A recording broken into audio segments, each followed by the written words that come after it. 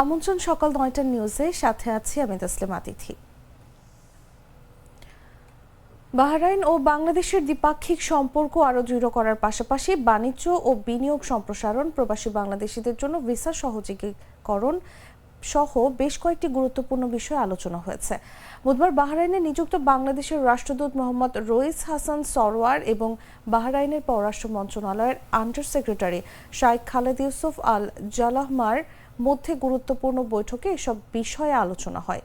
দুদেশের সহযোগিতা বৃদ্ধির অংশ হিসেবে বৈঠকে 2025 সালের মানামা সংলাপে বাংলাদেশের অংশগ্রহণ এবং পররাষ্ট্র দপ্তর পর্যায়ের পরামর্শ বৈঠক উপলক্ষে বাহরাইনের প্রতিনিধি দলের বাংলাদেশ সফরের সম্ভাবনাও আলোচনায় উঠে আসে। রাষ্ট্রদূত বৈঠকে বাহরাইনে অবস্থানরত প্রবাসী বাংলাদেশিদের কল্যাণে দূতাবাসের বিভিন্ন উদ্যোগ, বিশেষ করে গণশুনানি ও ভ্রাম্যমাণ কনসুলার ক্যাম্পের কার্যক্রম তুলে ধরেন এবং ভবিষ্যতে আরও সক্রিয় ভূমিকার আশ্বাস দেন। এ সময় বাহরাইনের পররাষ্ট্র মন্ত্রণালয়ের আরও কয়েকজন কর্মকর্তা উপস্থিত ছিলেন।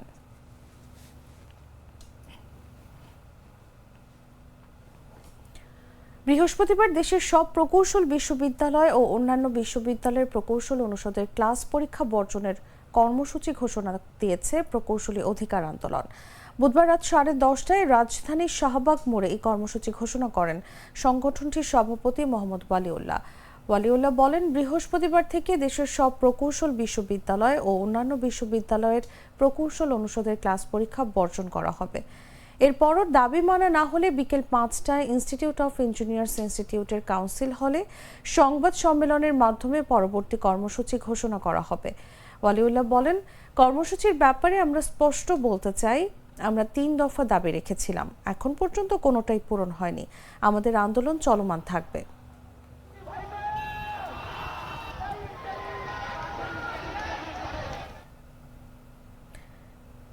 হিমাগারের গেটে প্রতি কেজি আলুর সর্বনিম্ন মূল্য 22 টাকা নির্ধারণ করে দিয়েছে সরকার। পাশাপাশি সরকার 50,000 টন আলু কেনার ঘোষণা দিয়েছে। বুধবার এক সংবাদ বিজ্ঞপ্তিতে এই তথ্য জানিয়েছে কৃষি মন্ত্রণালয়। এতে বলা হয়, উৎপাদন মৌসুমে উৎপাদিত আলুর ন্যায্য মূল্য নিশ্চিত করে কৃষকের স্বার্থ রক্ষার্থে সুপারিশ প্রদানের লক্ষ্যে কৃষি মন্ত্রণালয়ের সচিবকে সভাপতি এবং বাণিজ্য মন্ত্রণালয়, খাদ্য মন্ত্রণালয় ও অর্থ বিভাগের সচিবকে সদস্য করে 4 সদস্য বিশিষ্ট একটি পর্যালোচনা কমিটি গঠন করা হয়। ওই কমিটি সুপারিশ পর্যালোচনা করে সরকার কয়েকটি সিদ্ধান্ত নিয়েছে। সেগুলো হলো, হিমাগার গেটে আলুর কেজি প্রতি সর্বনিম্ন মূল্য 22 টাকা নির্ধারণ করা হয়েছে। সরকারি উদ্যোগে 50,000 টন আলু ক্রয় ও হিমাগারে সংরক্ষণ করে চলতি বছরের অক্টোবর-নভেম্বর মাসে বিক্রি করা হবে এবং আগামী মৌসুমে আলু চাষিদের প্রণোদনা দেওয়া হবে।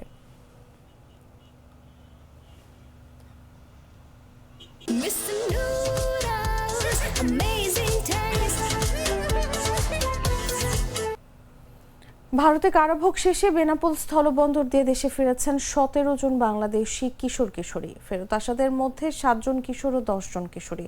বুধবার সন্ধ্যায় বেনাপোল সীমান্তের চেকপোস্ট দিয়ে দেশে ফিরেছেন তারা। এর আগে কলকাতায় বাংলাদেশের উপ হাই কমিশন তাদের নাগরিকত্ব যাচাই শেষে দেশে প্রত্যাবাসনের জন্য ভারত সরকারের কাছে অনাপত্তি সনদ দেয়। এরা দেশের পাবনা, গাজীপুর, গোপালগঞ্জ, কুষ্টিয়া, নরসিংদী, লক্ষ্মীপুর, খুলনা, নড়াইল, চাঁপাইনবাবগঞ্জ ও বাগেরহাট জেলার বিভিন্ন এলাকার বাসিন্দা।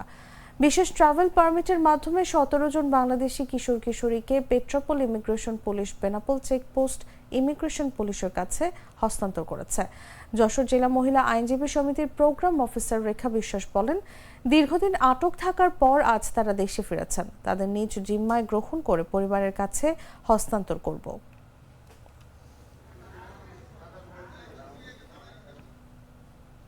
জানাবো আন্তর্জাতিক সংবাদ। কররা কফি, কঠিন স্বাদে, হাইকে বলো বাই।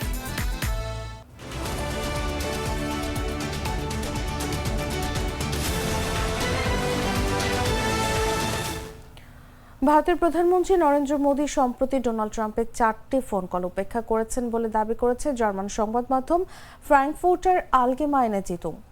দুই দেশের মধ্যে শুল্ক উত্তেজনা বাড়ার প্রেক্ষাপটে এমন তথ্য সামনে এসেছে। গত সোমবার প্রতিবেদন প্রকাশের দিনই ওয়াশিংটন জানিয়েছে, রাশিয়া থেকে তেল কেনা বাড়ানোর কারণে ভারতের ওপর অতিরিক্ত 25% শুল্ক কার্যকর করা হয়েছে। এর ফলে ভারতের ওপর মোট শুল্কের হার দাঁড়িয়েছে 50%। এফএজেড এর প্রতিবেদনের শুরুতেই বলা হয়, ভারত এখন কিচেন সাইকোলজি খুব জনপ্রিয়।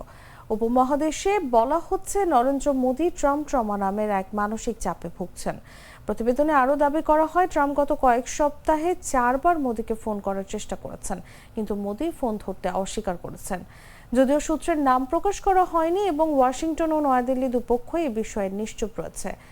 জাপানি সংবাদ মাধ্যম নিক্কেই এশিয়া 24 আগস্ট ভারতীয় কূটনৈতিক বিশেষজ্ঞদের উদ্ধৃত করে জানিয়েছিল, সমঝোতার চেষ্টা হিসেবে ট্রাম্প একাধিকবার মোদীকে ফোন করেছেন, কিন্তু ভারতীয় নেতা ধারাবাহিকভাবে ফোন ধরতে অস্বীকার করেছেন, যা ট্রাম্পের ক্ষোভ আরও বাড়িয়েছে।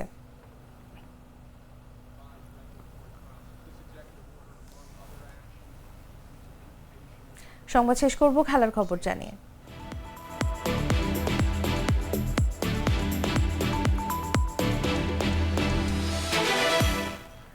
ইউরোপিয়ান দলবলের বাজার এখনও চলমান। স্প্যানিশ লা লিগা জায়ান্ট বার্সেলোনা রক্ষণভাগে শক্তি বাড়াতে বদ্ধপরিকর, যে কারণে তারা মোনাকোর ব্রাজিলিয়ান ফুল ব্যাক ভেন্ডারসনকে দলে টানতে আগ্রহী।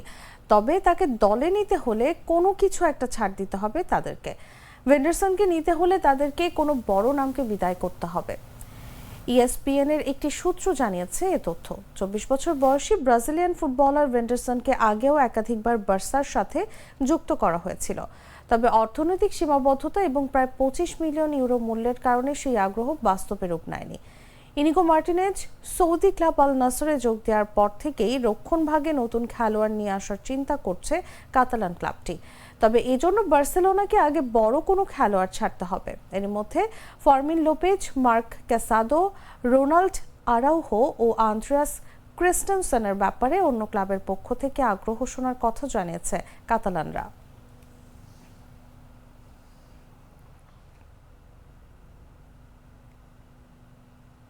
দর্শক, এই ছিল এখনকার মতো। এরপর দেখবেন বেলা 11টার সংবাদ। প্রতি মুহূর্তে সর্বশেষ খবর জানতে ভিজিট করুন jagonews24.com। ফলো করুন আমাদের ভেরিফাইড ফেসবুক পেজ এবং সাবস্ক্রাইব করুন জাগো নিউজের ইউটিউব চ্যানেল। ধন্যবাদ সবাইকে।